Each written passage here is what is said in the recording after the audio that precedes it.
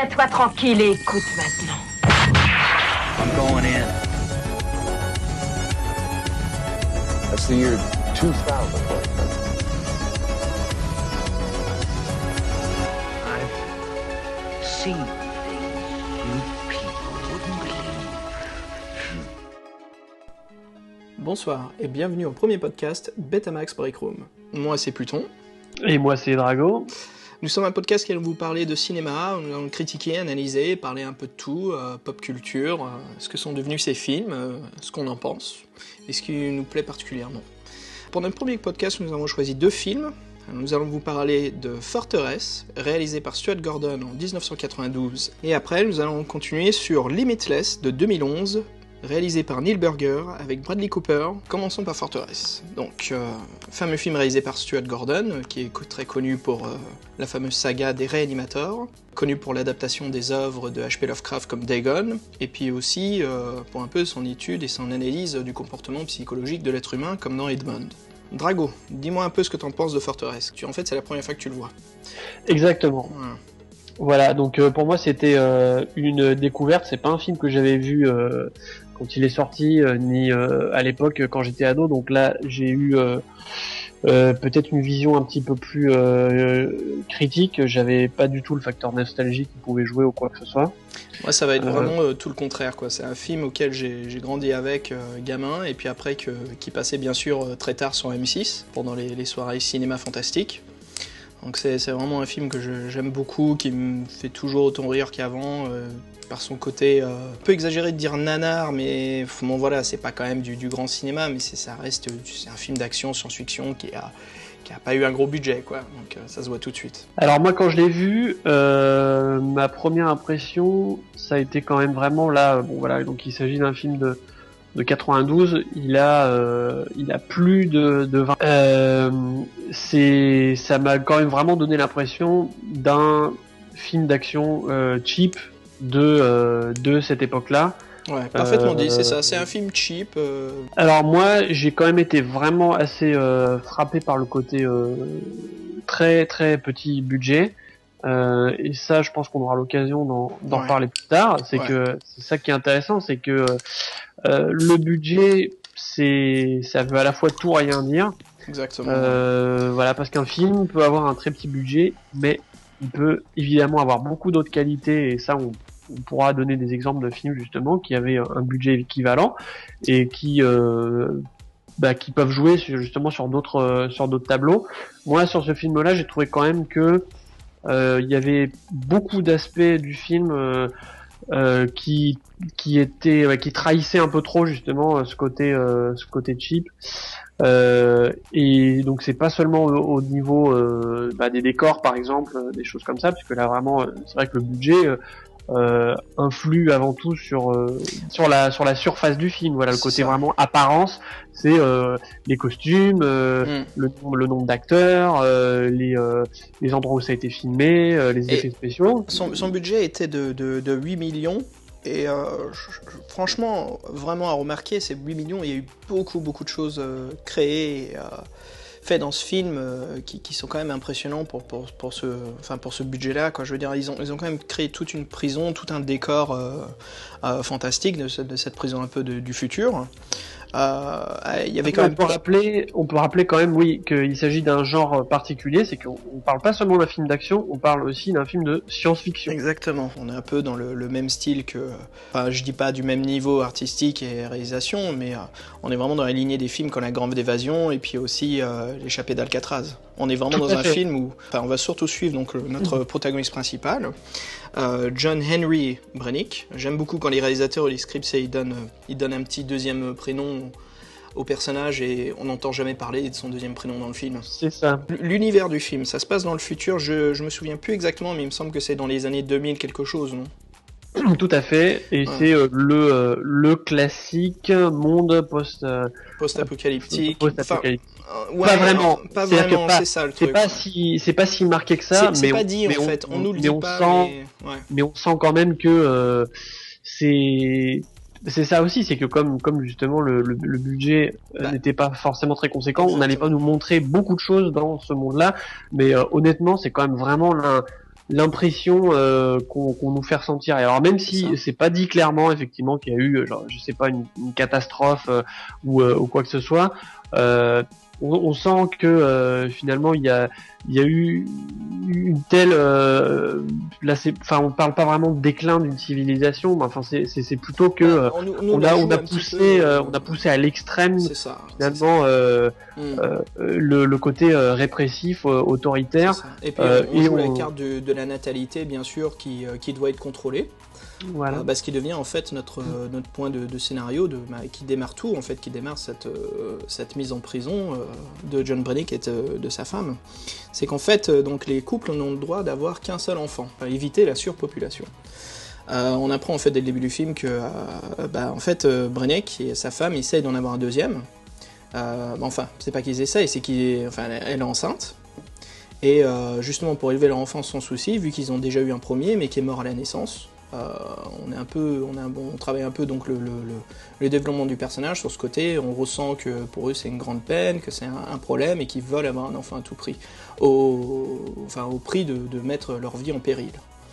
Et en même temps, on voit que dès le départ, il y a la volonté de faire des héros qui sont très politiquement corrects. C'est-à-dire que c'est que dès le début, on te dit oui, mais alors attention, c'est pas des criminels. Ils ont une bonne raison de le faire, c'est pour ça. Donc déjà on sent que ça ne va pas être des héros très très nuancés quoi. Et puis on voit tout de suite qu'ils sont... Bon, la première séquence c'est ce fameux checkpoint sur le pont. Apparemment on comprend que dans le monde du futur de Forteresse, apparemment au Canada c'est un peu la zone libre. On a le droit d'avoir plusieurs enfants, on a le droit de faire ce qu'on veut. Donc Brennick et sa femme, si je me souviens de son nom, c'est Karen. Oui. Doivent traverser ce checkpoint et donc vu qu'elle est enceinte, ils ont l'idée de lui mettre pas un gilet pare-balles mais je crois que c'est un gilet flak, quelque chose comme ça de l'armée, qui permet justement à leur détecteur de bébé ou de fœtus de ne pas révéler en fait qu'elle est enceinte. Tout à fait. Bien sûr, on a déjà, je sais pas si tu as remarqué ce petit foreshadowing où Karen en fait n'arrive pas à cacher le col de sa veste qui dépasse un petit peu. Dès le début, on sait très bien comment elle va se faire attraper. Exactement. Et il n'y a pas de doute là-dessus. C'est cette prison, parlons un petit peu de cette prison. Comment faire pour garder les prisonniers obéissants? Déjà, c'est au milieu du désert. Voilà, exactement. Au milieu du désert, dans un trou, une oubliette. C'est une intelligence artificielle qui gère toute la prison et dès leur entrée, elle leur insère l'équivalent d'une petite boule de golf dans la gorge, qui est en fait un explosif et un contrôleur. En fait, qui leur fait donc la fameuse phrase du film, des intestinations, des douleurs dans l'estomac dès qu'ils franchissent des lignes de non-autorisation ou dès qu'ils obéissent pas. Donc on comprend tout de suite que cette prison est gérée par une IA très très intelligente et qui met tout de suite les choses en ordre. Donc on est vraiment dans ce côté où il n'y a pas de prisonnier qui ramasse la savonnette ou qui se fait violer ou qui se fait tuer en moins de 2 dans des couloirs obscurs. Donc il y a ce côté où, malgré qu'ils sont en prison, il y a quand même ce côté de sécurité pour soi-même. On sait que tout sera policé à tous les niveaux. C'est ça. Et que chaque fait et geste des prisonniers va être surveillé de près. Et leur rêve en même temps. Et voilà, c'est-à-dire que c'est pas seulement ce qu'ils font à l'extérieur, même des rêves érotiques. Ils font des rêves érotiques, ils se reçoivent une intestination. L'intestination, elle est vraiment décrite comme une énorme douleur à l'estomac et les prisonniers finissent vraiment à rouler par terre, à souffrir en douleur. Bon, je sais pas pour toi, mais moi je trouve ça vraiment dégueulasse t'es en train d'avoir un petit rêve érotique et tu te retrouves à te réveiller en douleur intestinale. Alors évidemment l'idée est assez glaçante, ce côté intrusion même dans tes pensées, mais alors en même temps dès le départ, alors honnêtement je sais pas à quel point c'était quelque chose qui était voulu, est-ce que c'est du second degré, ça j'avoue que j'ai eu du mal à le savoir. On a quelque part un peu du mal à prendre au sérieux justement cette punition qu'il leur est donnée, parce que cette intestination, comme c'est appelé dans le film, finalement, si on devait résumer ça de manière très triviale, c'est un petit peu comme si on disait dès que tu fais quelque chose de pas bien, on va te donner la chiasse. Honnêtement, ça donne un petit peu cette impression-là. On les voit se rouler par terre l'estomac à deux mains.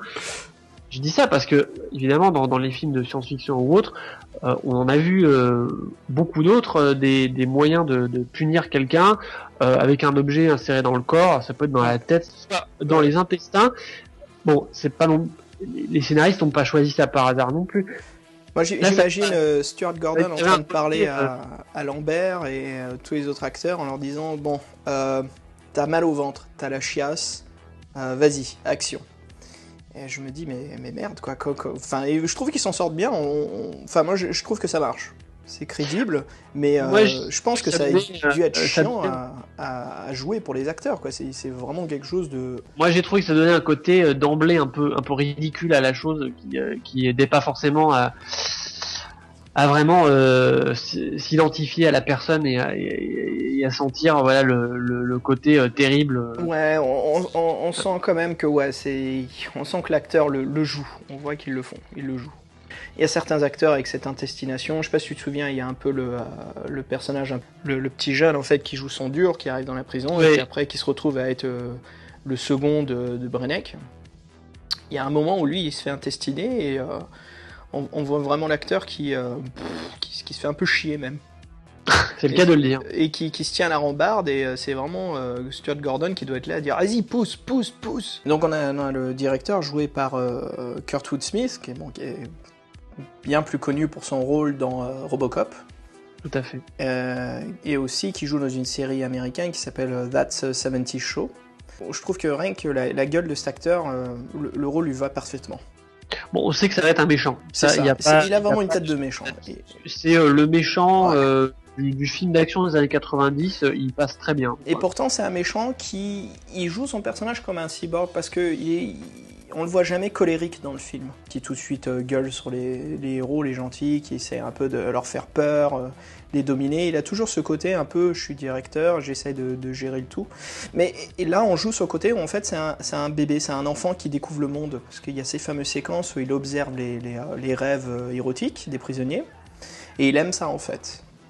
Et il en tire un plaisir, et même presque comme l'acteur le joue comme si son personnage le découvrait aussi. Pourquoi il analyse, il essaye de comprendre pourquoi les êtres humains ont cette envie du sexuel, quoi, du fantasme.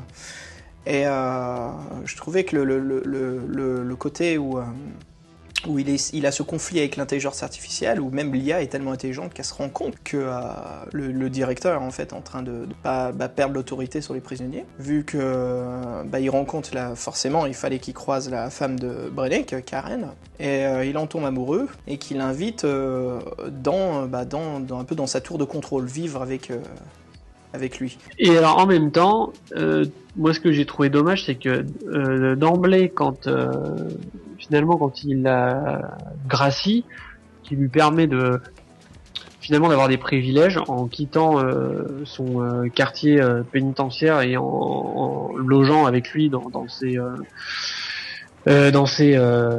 quartiers, quoi. Voilà. La tour de contrôle qui est au milieu de la prison. Voilà. Le truc inaccessible. Exactement. Et là, tout de suite, franchement, ce que j'ai trouvé assez dommage, c'est que moi, personnellement, j'ai eu vraiment du mal à y croire. La façon dont ça se passait, tout d'un coup, du jour au lendemain, c'est vraiment une invitée à part entière.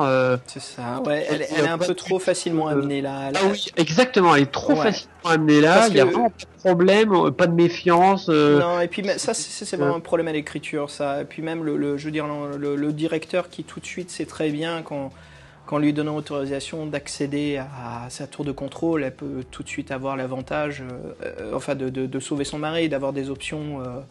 Pour faire en sorte qu'il puisse s'échapper, ce qui en devient le cas en plus. C'est ça, donc là ça paraissait vraiment pas très crédible. Et alors aussi ce directeur qui reste tout le temps planté dans sa tour de contrôle, qui ne se mêle jamais aux prisonniers, enfin on ne le voit jamais déambuler dans la prison. Jamais, parce que c'est toujours l'IA qui applique les ordres, donc le directeur en fait donne des ordres à l'IA, et encore l'IA réfléchit si elle doit donner cet ordre-là ou pas. Ouais, et alors en même temps, ce côté-là, justement, me paraissait aussi très confus.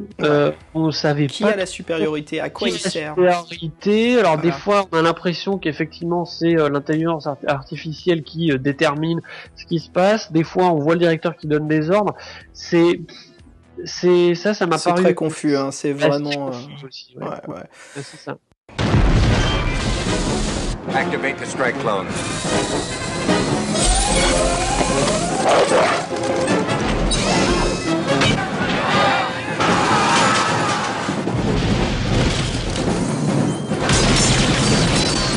Christopher Lambert, Fortress, where the punishment is the ultimate crime. Going out won't be fun. Oh, but it's gonna be a trip. Brennick, alors comment est-ce que Brennick s'organise pour pouvoir s'échapper de cette prison? Eh ben, C'est le parcours classique, hein. C'est vraiment. C'est ça. Et ben en fait, il y a cette fameuse scène un petit peu gore, ou enfin un petit peu, j'exagère, un peu bien gore, où les deux prisonniers se battent parce que Brennick, enfin il y a des prisonniers qui veulent violer donc son ami là, et Brennick le défend parce que bon c'est un héros, il a un cœur juste, c'est un chevalier. Évidemment, ouais. Et puis donc forcément ça plaît pas au prisonnier qui veut violer les gens, qui a même il me semble le code d'agression, enfin le code pénal écrit sur son front, tatoué sur son front, qui est en fait le code je crois pour homicide. Tout à fait. C'est bien sûr c'est un tank le mec, hein, et vraiment la sale gueule. Le gros bourrin. Et pourtant Brennick, Christophe Lambert, frêle comme il était à l'époque, arrive quand même à le battre. Et pas... on n'est pas à la Batman où il le bat par juste en étant plus malin ou plus intelligent. Non, il arrive vraiment à le battre juste en étant un peu plus fort, un peu plus agile. Mais bon, c'est ça. Donc les mecs finissent sur cette bout de plateforme. L'IA essaye en fait de tuer l'un des deux. Le directeur prend un malin plaisir vu qu'il veut avoir une sorte de monnaie d'échange avec sa femme pour pouvoir la garder, et tue l'autre prisonnier. Et on a cette scène d'horreur où un sorte de canon énorme qui est juste 2 tubes de plomberie sur un rail, mais qui marche très bien, qui fait vraiment robot, quoi. Ça me faisait rire, quoi. On se rend compte que c'est un truc acheté chez le roi Merlin, mais qui fonctionne parfaitement son rôle, qui explose le ventre donc de ce mec, quoi. C'est ça. Alors, et là, du coup, on retrouve vraiment. On est dans du Stuart Gordon. Là, on est vraiment dans l'horreur que Stuart Gordon aime faire dans ses films. C'est ce côté où c'est gore et en même temps on met la petite cerise sur le gâteau où donc l'estomac du mec explose, mais c'est tellement violent que ça le traverse. Donc c'est vraiment qu'il a un trou au milieu de son abdomen. Et il y a même ce petit plan de 3 secondes où il met sa main à travers son corps du genre oh j'ai un trou. Ça me paraît justement très très représentatif d'un certain une certaine façon de montrer le gore justement dans les films d'action du début des années 90. Ça fait très Verhoeven aussi. Ouais, exactement. On sent que c'est vraiment cette lignée de films d'action. Alors il y en a eu aussi plein avec Schwarzy ou d'autres où il y avait un côté plus poussé dans le gore que dans les années 80 et en même temps très décomplexé. Alors que plus tard, finalement, dans les autres films dans les autres films d'action, ce qu'on peut avoir maintenant dans les années 2000, il y a moins ce côté décomplexé où finalement, quand on montre du gore, on a plus tendance à dire oui c'est pas bien. Alors que vraiment dans cette époque-là, je trouve, dans le début des années 90, on avait vraiment tendance à le faire de façon encore plus gratuite. Les réals arrivaient en fait à ajouter vraiment du gore, vraiment du gore pour faire du gore, mais en même temps dans des scripts qui n'étaient pas du tout un peu adaptés à ça. Je veux dire, quand on voit Forteresse, on se pose même la question, bon moi ça me fait rire, je pense que toi aussi c'en est le cas, quoi. C'est toujours marrant de voir ces séquences-là apparaître, mais il y a quand même ce côté où on se dit mais qu'est-ce que ça fout là, je veux dire, pourquoi il met la main dans son abdomen, pourquoi c'est aussi gore? Et comme tu dis, c'est comme Verhoeven quoi, dans Robocop, mais c'est vraiment pas nécessaire qu'on voit Murphy se faire exploser chaque membre de son corps pour qu'on comprenne qu'il soit rené en tant que cybercop.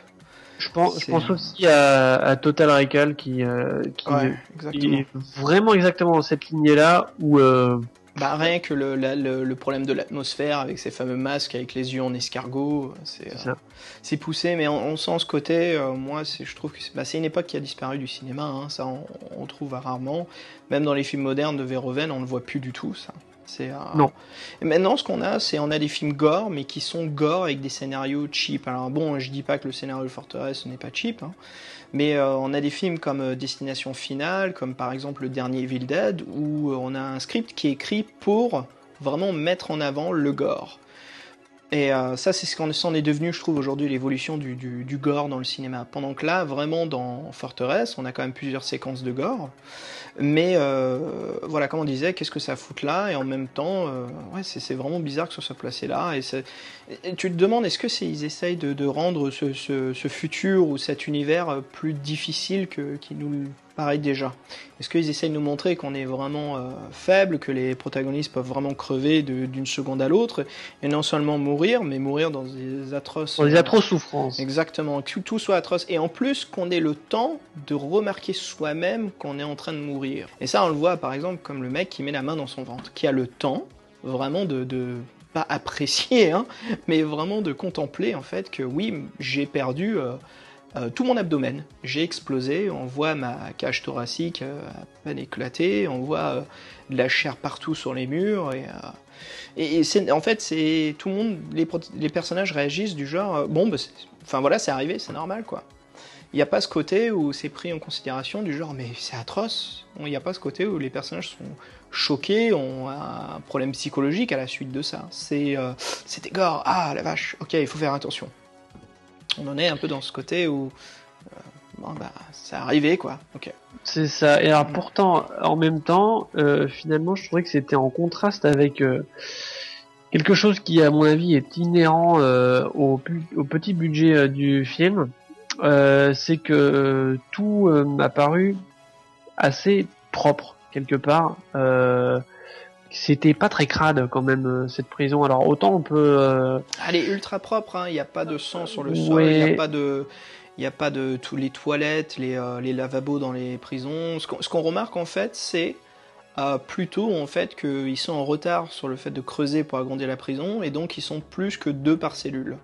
Ils doivent être que 2 et en fait ils sont casés par 5. Mais ça, je pense que c'est un peu une excuse au scénario de mettre plusieurs personnages ensemble et de pouvoir en fait. Oui, là évidemment là c'était ça, texte pour faire des conflits entre les personnages. Et puis même de développer le scénario plus rapidement où bah, ils sont déjà dans la cellule, il suffit qu'on les place pendant les heures de couvre-feu et puis hop voilà c'est réglé.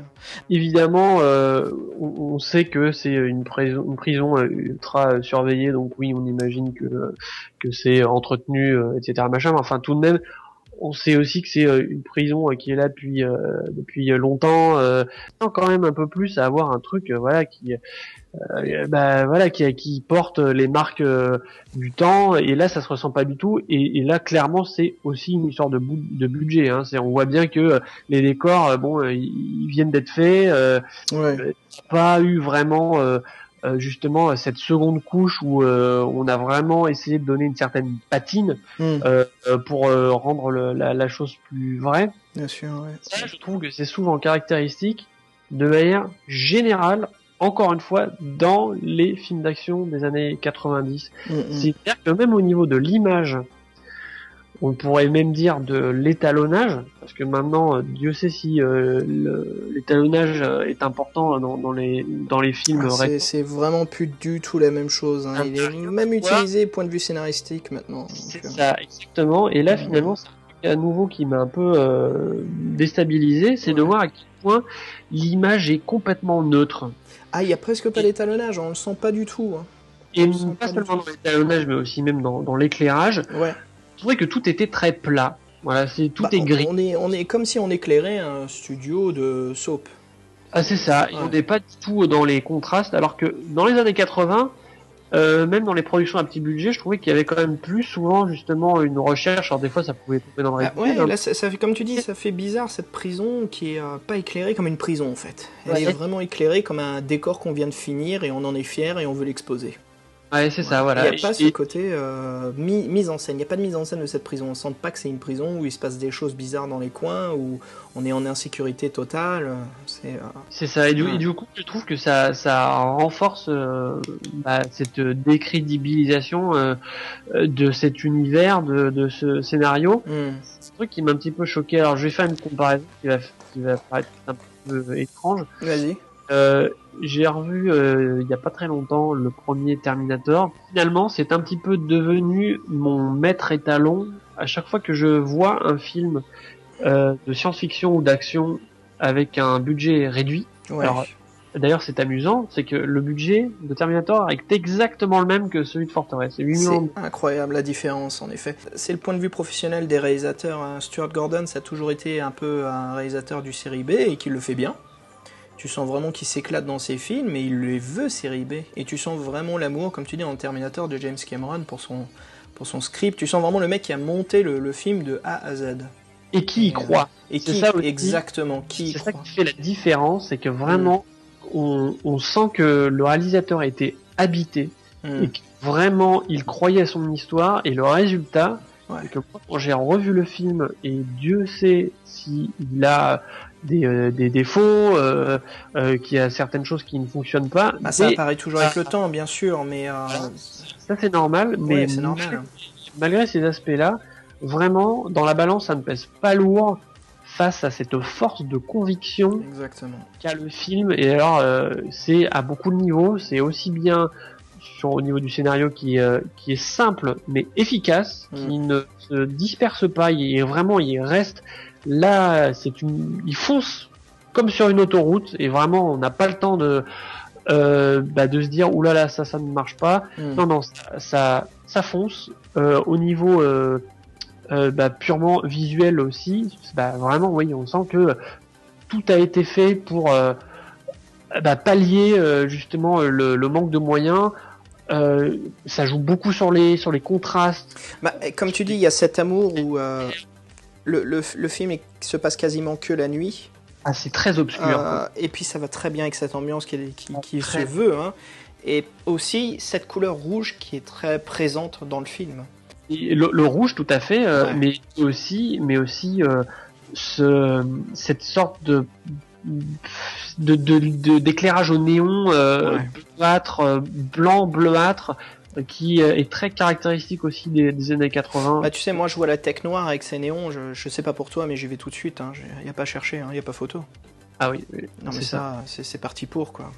Donc voilà, comparaison qui peut être peut-être un peu surprenante, mais c'est pour dire que, encore une fois, c'est vraiment pas parce que le budget est bas que forcément on ne va pas croire au film. Non, c'est possible. Moi, tu vois, je pense que Stuart Gordon y croit à son film. Mais Stuart Gordon, dans Fortress, je pense que c'est ce qu'il voulait. Je pense que c'est le résultat qu'il voulait donner. Il voulait que ses acteurs s'amusent, il voulait que ses personnages soient pas pris vraiment au sérieux et qu'ils aient ce côté un peu BD.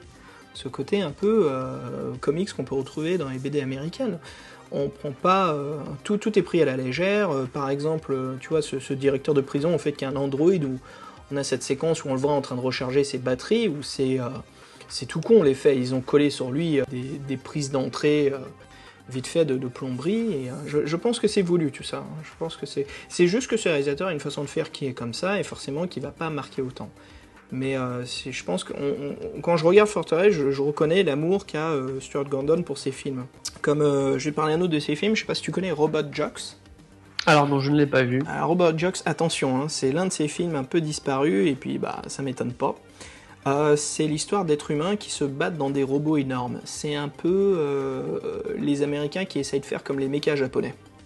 D'accord. Et Stuart Gordon vraiment fait un film où c'est des êtres humains dans des robots, et ça a été bien fait parce que les robots sont faits en stop motion. D'accord. Vraiment très sympa avec des maquettes, et non à la Godzilla où c'est des hommes dans des costumes en plastique. Mais ce film a ce côté vraiment nanar, mais on remarque des détails et pas mal de choses qui montrent bien que le réal, en fait, c'est sa passion, c'est vraiment ce qu'il veut faire. Et malgré en fait qu'il n'y ait pas ce côté un peu d'Oscar, qu'il n'y ait pas ce côté visuel à mériter des prix, des Oscars, En effet, ça devient un peu négligé, mais ça en est ce que ça en est. C'est un film d'action un peu nanar des années 90, mais je pense que c'est voulu. Alors, est-ce que tu savais en fait que le rôle de Brennick était proposé avant à Arnold Schwarzenegger?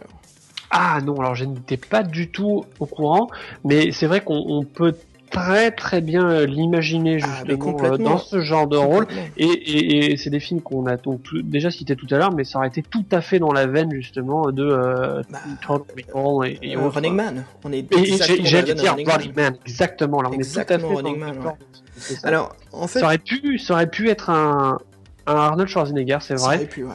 Mais en même temps, on se rend compte que c'est un petit peu méchant de dire ça, mais on se rend compte que finalement c'est un film qui convient plus à un acteur un peu plus de seconde zone, comme Christophe Lambert.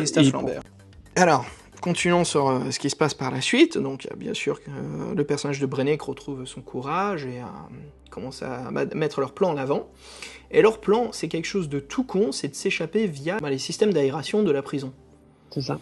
Et ce plan, en fait, donc je vais accélérer un peu jusqu'à ce qu'ils arrivent à sortir de prison, mais je sais pas si tu te souviens, donc ils explosent la bouche d'aération, ils rentrent dans ces tuyaux, et tout de suite leur plan tombe à l'eau.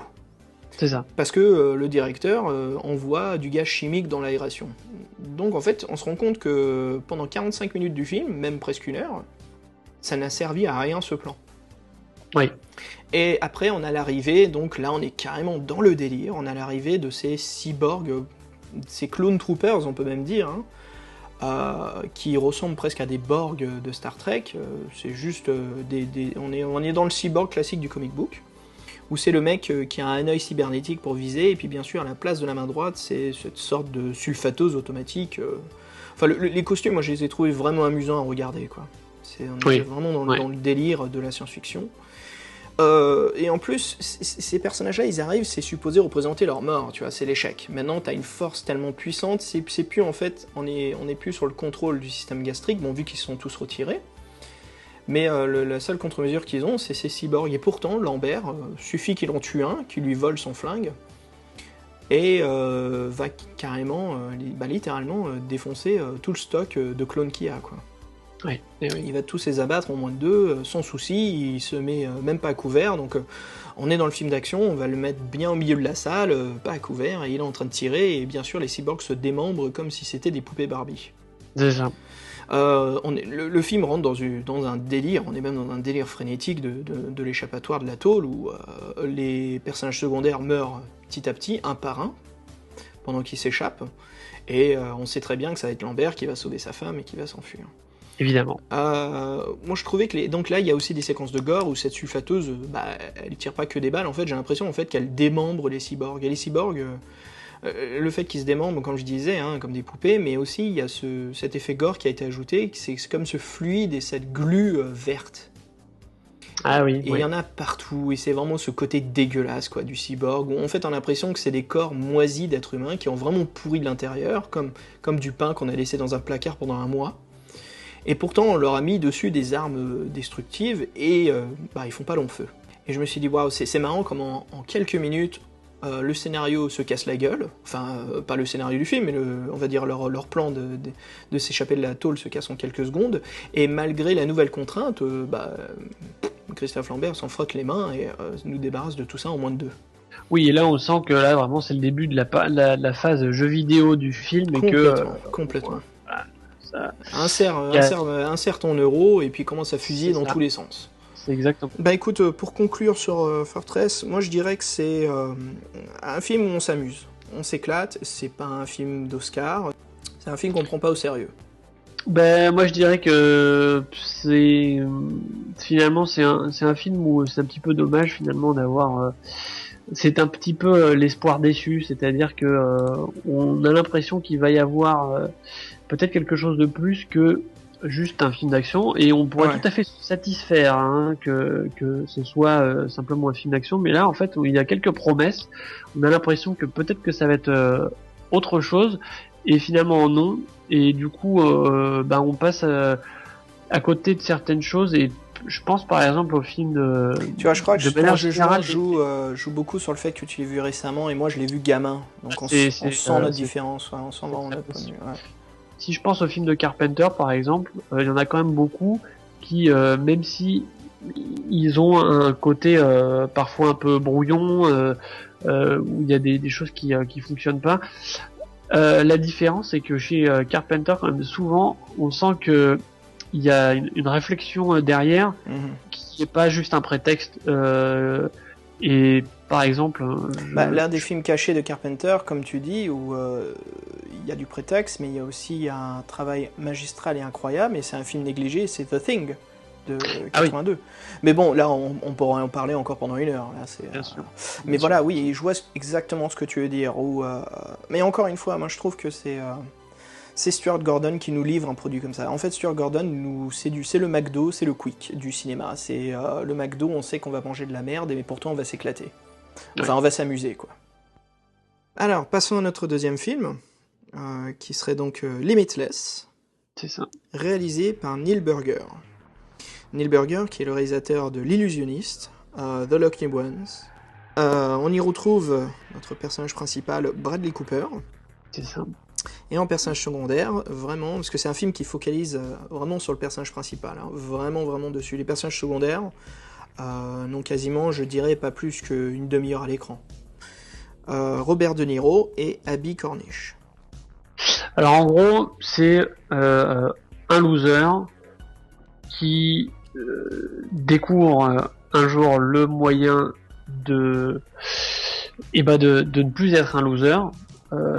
Dans les faits, c'est un type qui a une vie un peu ratée, qui fait pas grand chose, qui se fait larguer par sa copine, qui se prétend un peu écrivain, mais en fait qui fait pas grand chose.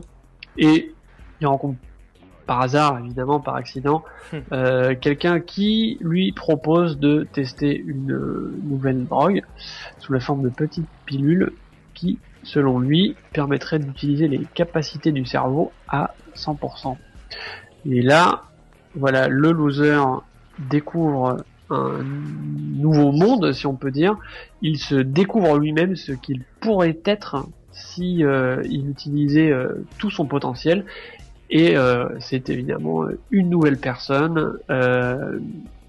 Il écrit, il gagne de l'argent, il est célèbre, il est reconnu, voilà. C'est le loser qui devient le personnage omnipotent.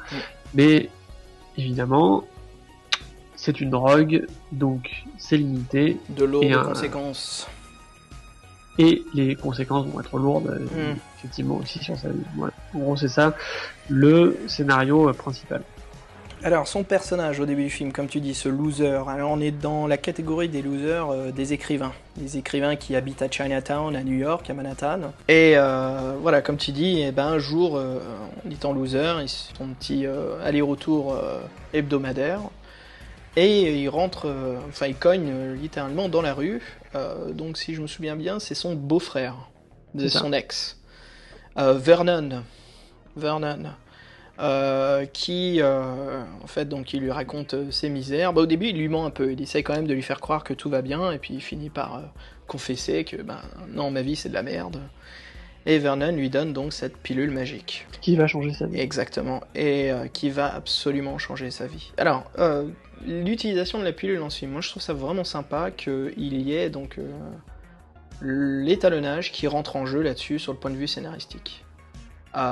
Une fois qu'il prend la pilule, l'étalonnage du film change. L'étalot de base est un peu dans ses côtés délavés, gris, un peu new-yorkais, hein, cette représentation de Manhattan. Et une fois qu'il prend la pilule, on est vraiment dans ce délire des couleurs qui pètent, ça rayonne, il fait beau, tout est saturé, on se croit vraiment dans une pub. C'est ça, on est dans une pub. Et le personnage d'Eddie peut, en fait, voit à l'avance, si on comprend bien, c'est même expliqué, voit à l'avance ce qu'il peut accomplir. Et où il peut se diriger, et comment il peut faire. Et il retient, son cerveau donc s'ouvre au-delà de 200 de QI. Et il peut se souvenir même des petites bribes, des petites choses qu'il a vues. Et voilà, il croise dans les escaliers la femme de son propriétaire. qui tout de suite lui gueule dessus, qui défend son mari, comme quoi il est toujours en retard de paiement. Et c'est là où on voit utiliser ses pouvoirs pour la première fois. Et elle les utilise tellement bien que... elle se retrouve dans son lit. Et ça m'a vraiment fait rire sur le côté où le personnage devient parfait. Ah bah oui. Voilà. Et c'est vraiment intéressant aussi comment utiliser, donc il y a pas mal, ça on va en parler, mais il y a pas mal d'effets spéciaux qui sont aussi mis en jeu sur l'utilisation de cette pilule. Il y a chaque fois qu'il utilise des pouvoirs ou des choses, on met un petit peu de compositing, on met un peu d'effets de 3D sur des pièces du décor. Je pense que ça on va en parler, mais on est tous les deux d'accord que il y a quelque chose qui n'est pas le standard d'Hollywood dans ses effets spéciaux. Oui, alors en fait, on est un peu surpris assez vite de voir que même si c'est un film qui paraît être vraiment le standard du, bon, je vais peut-être pas dire blockbuster parce que c'est pas non plus vraiment complètement dans le spectaculaire, mais enfin c'est quand même vraiment... En fait, moi, j'ai l'impression de voir un gros film hollywoodien, il y a pas de doute là-dessus. Et en fait, on s'attend finalement à avoir la qualité.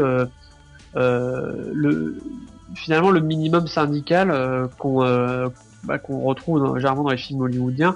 On sait tout de suite qu'au niveau de la post-production, il y aura toujours une qualité standard. C'est le minimum du cinéma. Il y a toujours une grosse différence, notamment au niveau de la finition, entre un film et certaines pubs ou des films à petit budget. Et alors là, c'est étonnant parce que les idées sont plutôt bonnes, mais on n'a pas vraiment l'impression d'être vraiment dans un film hollywoodien. On est très très loin d'effets très propres et très finis, comme je vais dire tout à fait au hasard, hein, mais par exemple, moi je pense aux effets spéciaux qu'on retrouve dans les films de Fincher.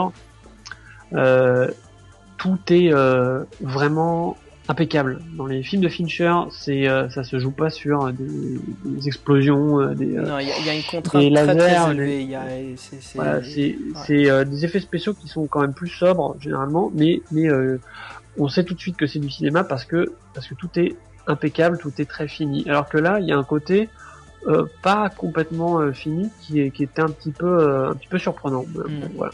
Alors oui, le personnage, on peut dire qu'il se métamorphose. Moi, ça me faisait penser un peu, au fur et à mesure que je regardais ce film, comment il a été écrit, comment le personnage évolue, parce que bon, son arc d'évolution est vraiment intéressant, je trouve. Comme tu dis, on part un peu de ce mec qui a un échec à l'écriture et qui finit par... qui devient presque sénateur de Manhattan. Ouais. J'avais l'impression de voir un film... pas mais comme un élève de Danny Boyle. Ah tiens, ça t'a fait penser à Danny Boyle. Ça me faisait penser beaucoup sur le développement de ce personnage de Danny Boyle, au point où même, comment dire, ses ennemis ils sont annoncés comme des personnages secondaires, qui ne sont pas ses ennemis. Et ceux qui sont montrés comme ses ennemis, bon, je vais donner les personnages, par exemple ce russe, au bout d'un moment dans le film il a besoin de thunes, parce que comme il est surintelligent, au lieu de voler de l'argent, il est malin, il va jouer à la bourse. Il devient un peu ce golden boy freelance. Il fait tout chez lui, il a besoin de beaucoup d'argent à placer pour pouvoir en gagner beaucoup plus. Donc il va voir un peu ce russe qui lui file de l'argent. Et ce personnage-là est introduit très rapidement. Ça y est, c'est fini, on le voit plus, et puis il revient bien sûr, il a un rôle un peu plus important dans la suite du film. Mais le personnage qui est vu vraiment comme son ennemi, pour moi, c'était le personnage de Robert De Niro. Et Robert De Niro qui représente un golden boy qui a galéré, qui a dû passer toutes les épreuves infernales et horribles pour devenir golden boy de Wall Street. Et finalement, c'est le vieux requin de la finance. C'est l'archétype du vieux requin de la finance. Et bien sûr, ça devient un ennemi, mais c'est pas l'ennemi principal du personnage d'Eddie. Finalement, ça devient c'est un peu ce Ruskov de la mafia qui est à New York. Et ça, je trouvais que c'était un peu comme les personnages de Danny Boyle, comment ils sont traités, comment ils sont mis en avant. Où il fait pas les choses à la Hollywood, où tout de suite tu sais que c'est le méchant, que c'est le vilain du film, parce que il a un rire sadique, parce que le réalisateur le dirige d'une façon à ce que tu le détestes tout de suite. Et je trouvais ça vraiment sympa, comment ça a été mis en avant. Vraiment bien traité, bien développé. Vraiment, tu t'y attends pas. Moi, je m'y attendais pas quand donc on retrouve ce personnage du Russe qui bah en fait il a pris un peu trop de temps à le rembourser. Donc le Russe l'attend chez lui, le cogne un petit peu et trouve une de ses pilules et la prend. Voilà, et bien sûr ce qu'il développe chez ce personnage, bah, un danger pour lui. Un personnage qui veut plus de pilules et qui devient donc un des antagonistes. Et le personnage de De Niro, c'est un peu donc l'associé, le personnage secondaire d'Eddie. Où juste vraiment les 10 dernières minutes du film, c'est là où ça devient l'antagoniste, où il le menace. Mais à ce point-là, le personnage d'Eddie a déjà fini le 3e chapitre du film, les conflits, tout est déjà fait, et il le recale en 3 secondes. Donc j'ai trouvé ça vraiment intéressant, comment étaient développés les personnages. Même sa copine, Lindy, qui utilise la pilule une fois pour sauver sa vie, n'est pas comme ce Russe, tu vois, qui en veut. En fait, elle est très contente que son mec l'utilise de cette façon-là, ça la suffit. Oui, ce qui, en même temps, moi, m'a pas tellement convaincu, justement. Enfin, non, elle est pas mise en avant, elle est un peu de côté. C'est un peu étrange parce qu'au début, finalement, c'est elle qui sert à enfoncer le clou sur le côté loser du personnage. Ouais. Ensuite, on a l'impression qu'elle est séduite par le nouveau. Eddie. Et pourtant, on s'attend à ce qu'il lui fasse une leçon de morale.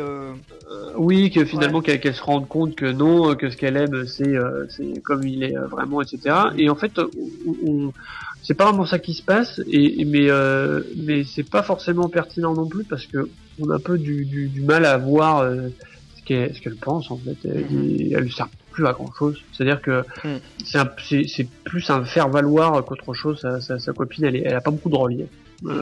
Ça se ressent surtout dans la dernière partie du film. Finalement, elle est juste là pour c'est l'amoureuse de service. Ouais, c'est l'amoureuse de service. C'est l'amoureuse de service.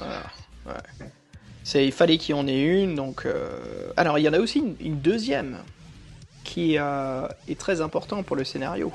Donc son ex, qui pendant les 3/4 du film veut pas le voir. Et nous on pense que c'est la rupture a dû être lourde. C'était c'est un loser, elle a un peu honte de lui, elle fait. C'est un fantôme qui flotte sur le film pendant. Et finalement, ce n'est pas du tout la cause. C'est parce que elle aussi, elle a pris la pilule pendant un moment. Voilà. Et c'est ce personnage-là qui va vraiment expliquer à Eddie que la pilule te tue littéralement, tue ton corps si tu la consommes plus au bout d'un moment. Elle dégrade ton corps. Ce dont on pouvait se douter. Bien sûr, ouais.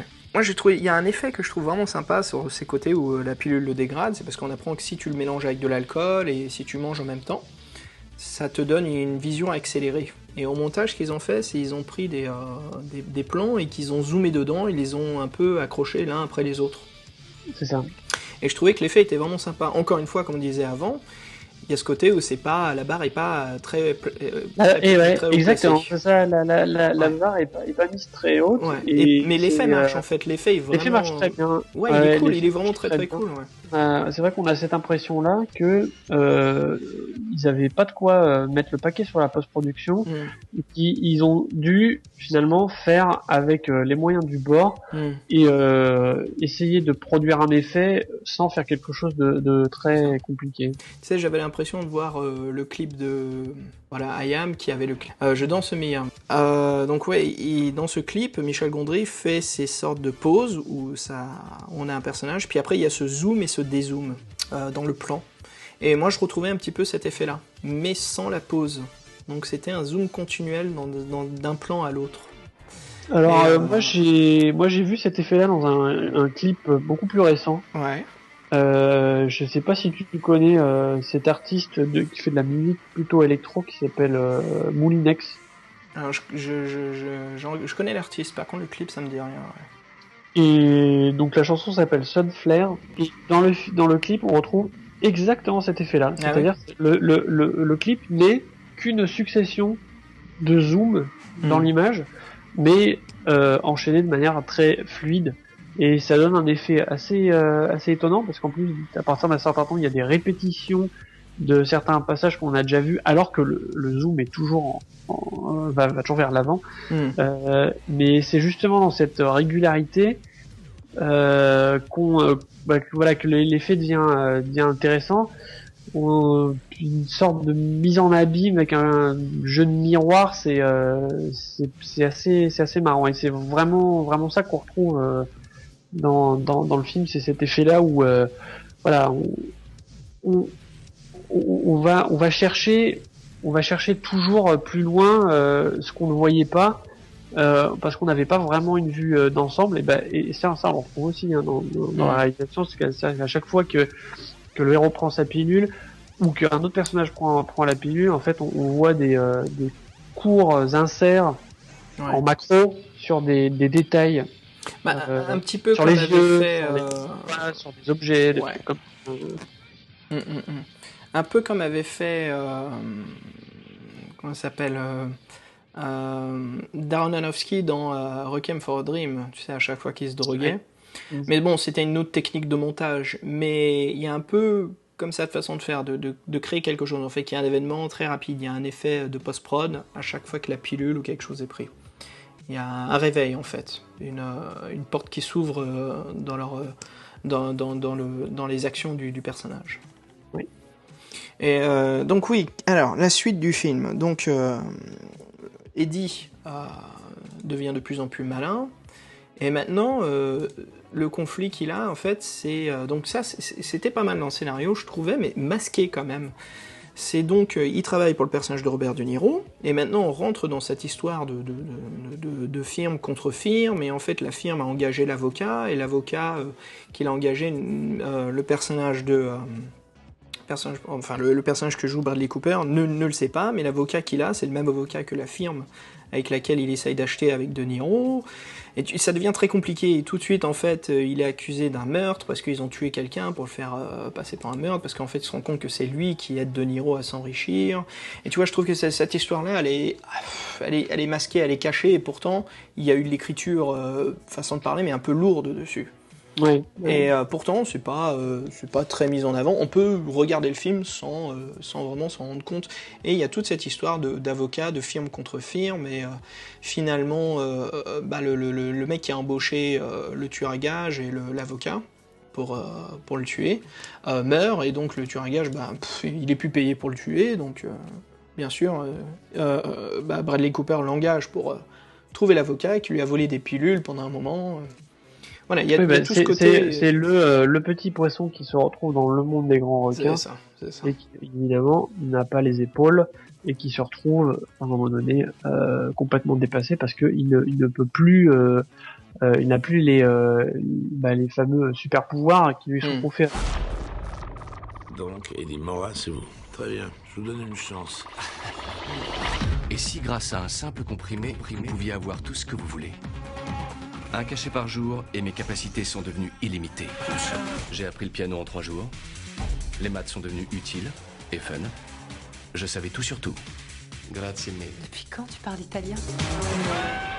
Et si vous aviez la possibilité de devenir une version parfaite de vous-même? Et Gennady, maintenant, devient un antagoniste. Et il veut des pilules. Il veut des pilules et il les veut tout de suite. Eddie, voilà, c'est ça, le personnage de Bradley Cooper, il se cache, en fait il s'achète un Fort Knox à Manhattan avec la vue sur Central Park, et Gennady, avec une tronçonneuse, traverse cette porte blindée, et il y a cette petite action dans l'appartement. Je sais pas ce que t'en penses, moi j'ai trouvé que j'avais l'impression qu'il devait y avoir une scène d'action.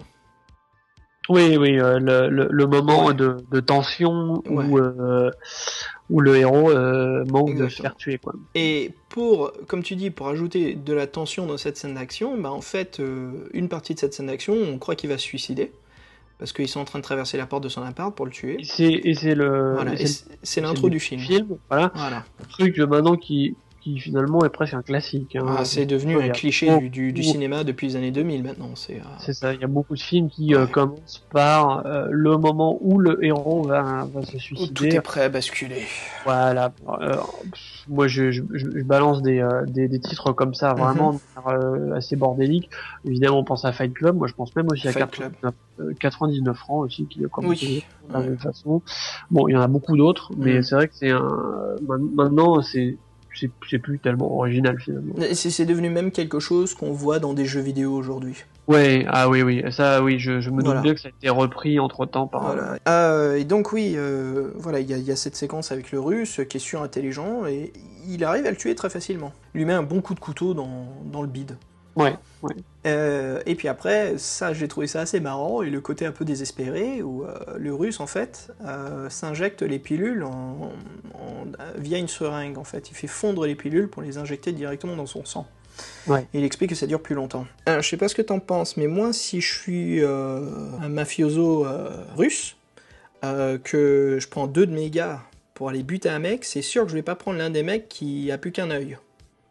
Oui, ça paraît quand même un petit peu. Et je vais pas lui donner un étrange. flingue, tu vois. Ouais, non, là. Alors là, c'est- on a un des personnages, justement, qui n'a plus qu'un seul œil, donc pour Eddie, ça va pas être difficile de le battre. Hein.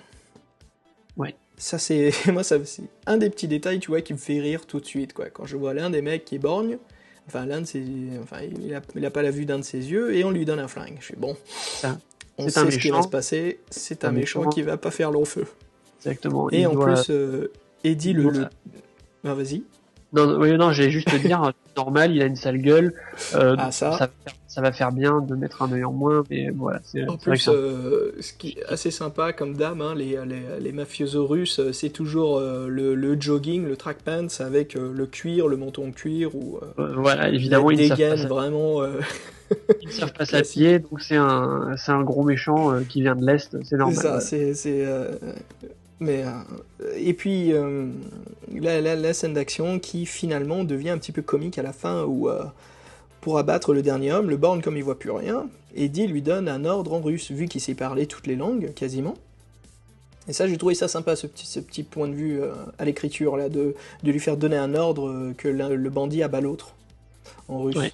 Je trouvais que ça marchait bien, en fait. Ouais, C'était ouais, c'est vrai que Et en c'était- plus, on nous l'annonce un petit peu, parce que Eddie, pendant le film, apprend des langues, et quand il va dans des restaurants chinois ou italiens, il parle chinois, italien, la serveuse. Le côté, on sent tout de suite qu'il est très à l'aise. Donc ouais, la fin du film. Alors la fin, en fait, on a un Eddie qui, pour moi, c'est devenu... il est montré comme un super-héros. Il a amené, en fait, les pilules dans des laboratoires chimiques, et comme il est très intelligent, il a appris que, bon, je dois plus prendre ces pilules pour continuer à vivre. Il faut que j'apprenne, en fait, à faire en sorte que ça soit intégré dans mon système. Et c'est ce qu'on nous explique un peu, sans vraiment nous le montrer, dans une ligne de dialogue, qu'il les a adaptés à son corps, qu'il a cassé un peu la structure métabolique, que c'est intégré dans son corps, et qu'il n'en a plus besoin. Et en fait, il est devenu surintelligent. Au point où il peut prévoir quelques minutes dans le futur. Enfin, il peut voir tout à l'avance. Et ça nous est expliqué, comme j'en parlais un peu plus tôt, avec le retour de Robert De Niro à la fin. C'est tout à la fin. Et alors, moi finalement, j'ai trouvé que c'était assez dommage d'avoir, finalement, d'avoir annulé ce qui faisait l'enjeu intéressant du film. Bah, on Parce s'en que est débarrassé en moins de 2, hein, c'est... Ah ouais, c'est ça. C'est-à-dire que depuis le début du film, on se doute bien que c'est une drogue qui va finir par le tuer. Mhm. Et alors là, en 2 temps, 3 mouvements, finalement, se débarrasse de cette contrainte scénaristique. Enfin, c'est pas une contrainte, c'est au contraire, c'est vraiment un enjeu. Et là, tout d'un coup, non, le héros finalement a le droit de profiter pleinement de ses capacités sans avoir du tout de contrepartie.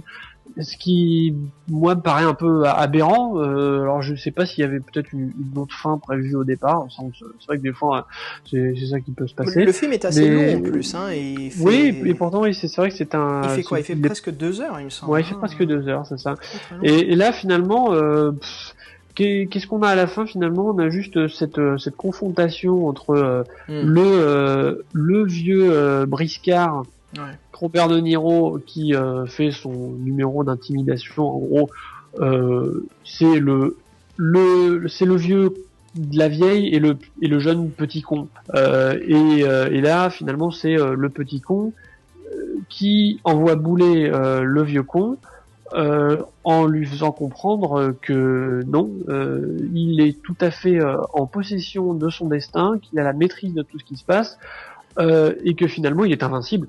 En fait, c'est ça qu'on nous dit à la fin, c'est que le mec est invincible. Voilà. Et ça, j'ai trouvé ça un peu dommage, parce que finalement ça va un peu à l'encontre de tout ce que Tout à fait, tout ce qu'amène le film depuis le début. Donc ça, c'est un petit peu dommage. Voilà. Alors, est-ce que tu savais que le rôle d'Eddie à la base était casté pour Shia LaBeouf? Ah, alors non, ça j'étais pas au courant. Et Shia LaBeouf n'a pas pu faire le rôle, non pas parce que Bradley Cooper Il est arrivé en casting, mais Shia LaBeouf a eu un accident de voiture. Et c'est vraiment fait mal à son bras, et, enfin il s'est cassé un de ses bras.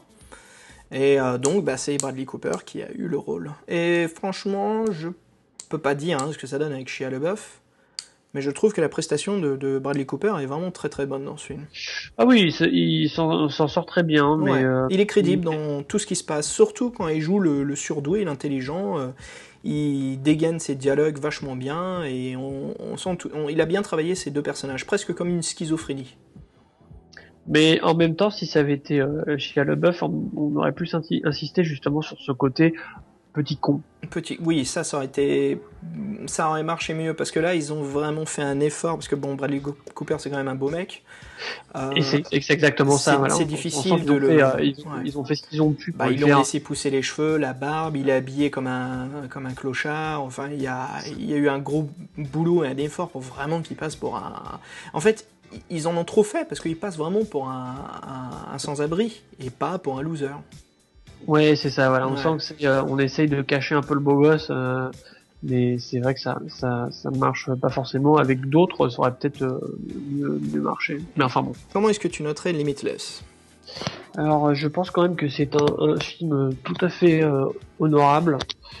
Disons que le scénario aurait pu être vachement plus gâché, parce que c'est ça qui arrive quand même très souvent avec des films de cette catégorie-là, c'est que on a trouvé un concept cool. Là c'est vraiment tout à fait d'ailleurs ce genre de film-là. On a trouvé le concept cool, et puis après on fait ce qu'on peut avec une star pour que ça tienne plus ou moins la route. Là honnêtement, je trouve que ça se situe quand même plutôt dans le peut-être pas le haut du panier, mais enfin le film s'en sort pas mal, voilà. Ça aurait pu être plus réussi par rapport au concept de départ qui est chouette, qui ouvre beaucoup de possibilités, mais quand même, on passe un bon moment, on s'en emmerde pas. Donc ça reste quand même un film tout à fait honorable. Je dirais que c'est une bonne montagne russe. C'est une montagne russe vraiment parfaite, superbe. On s'éclate bien. Ouais. On est à fond dedans du début jusqu'à la fin, et le film fait, je crois que c'est presque, je crois que c'est 1h40, 1h50 presque. Et ça marche jusqu'au bout, quoi. On est pris en haleine. Certains moments, on est pris en haleine, je trouve. Ou quand il est à court de pilules, on est vraiment inquiet pour lui. On se dit, merde, comment est-ce qu'il va s'en sortir ? Moi, écoute, je le noterais 3 mafioso Ruskov borgne sur 6. D'accord, ok. Ce qui veut absolument rien dire, bien sûr. Non, ça ne veut rien dire. Voilà, donc très très sympa. Donc voilà, Forteresse et Limitless, 2 films amusants. Bon, il y a une montagne russe qui est quand même un peu plus fort que l'autre. Mais soit, moi je trouve quand même ces 2 films bien divertissants, bien amusants. Je sais que toi, Drago, Forteresse, c'est un peu cosy comme ça, quoi. Ouais. Voilà, donc est-ce que tu conseillerais ce film à quelqu'un qui est sobre, vers minuit, 1h du matin ?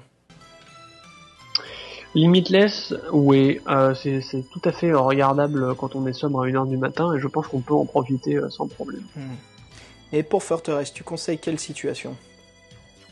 Alors là, je pense que c'est quand même davantage préférable avec des copains, dans une ambiance festive, avec de la bière peut-être, et des pizzas ou tout autre junk food. Ça me paraît quand même préférable pour vraiment profiter du film. Je suis entièrement d'accord avec toi. Voilà, écoute, ça conclut notre podcast Pluton et Drago, le premier épisode. Cher public, on vous dit à très bientôt. Sur ce, on vous souhaite bonne journée, bonne soirée. Et puis, à la prochaine. À la prochaine.